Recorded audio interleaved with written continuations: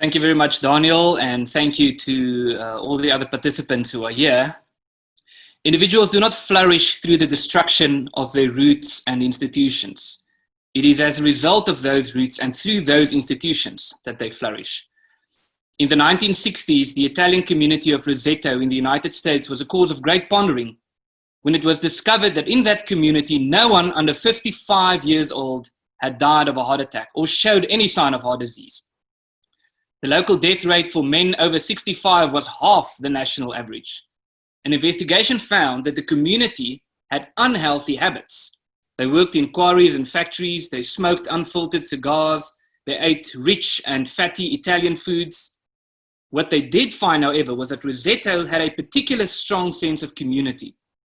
It was normal to find 3 generations under one roof. Respect for the elderly was a particularly important value. 80% of men were members of at least one community group. They would gather in each other's houses, they would play cards, and they would talk about community affairs. The conclusion was that Rosetans were nourished, not by their healthy habits, they were nourished by their community. In the decade that followed, the community lifestyle gradually broke up. By 1971, the first person under 55 died of a heart attack. By the 1980s, the community had become more individualist and had adopted a liberal lifestyle. By then, the heart attack rate was the same as the rest of the country. For the purpose of this debate, when we say individualism, we are not referring to the everyday use of the term, which is that people should find and express their own individuality. We mean the ideology of individualism, the ideology of sociological individualism, to be precise, as championed by liberalism. The belief that society is merely a great collection of individuals pulled together. Communitarianism is stewardship or rentmeesterskap in Afrikaans. The idea that what you have isn't truly yours.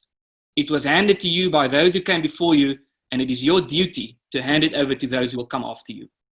We will argue that liberalism is based on a fundamental misunderstanding of human nature, that liberalism leads to statism and a decline in liberty, that liberalism is imperialist in nature, that liberalism is anti-morality and anti-culture, that liberalism is an ally of Marxism, that communitarianism is the true state of nature, and that communitarianism maximizes liberty.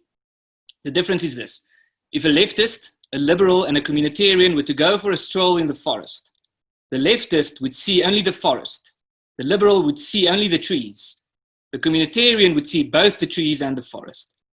The leftist would regard the trees as a threat to the forest. The liberal would regard the forest as a threat to the trees. And the communitarian would see the trees and the forest as interdependent of each other.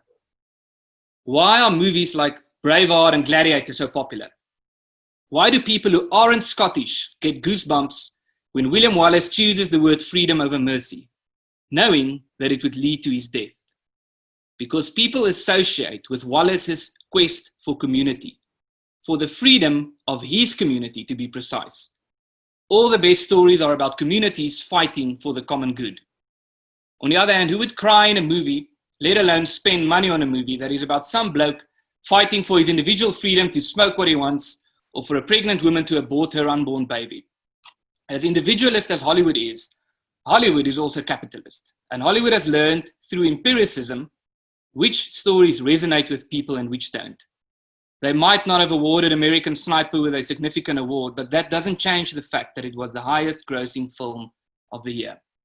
To conclude, why is The Lord of the Rings such a fantastic story?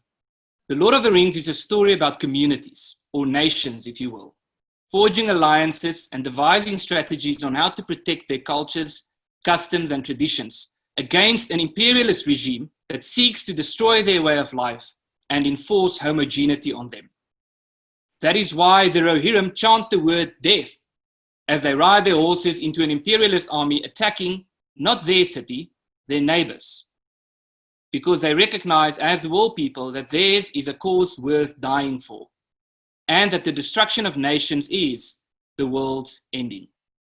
Individualism is not Merry and Pippin finding a shortcut to mushrooms or having a long expected party.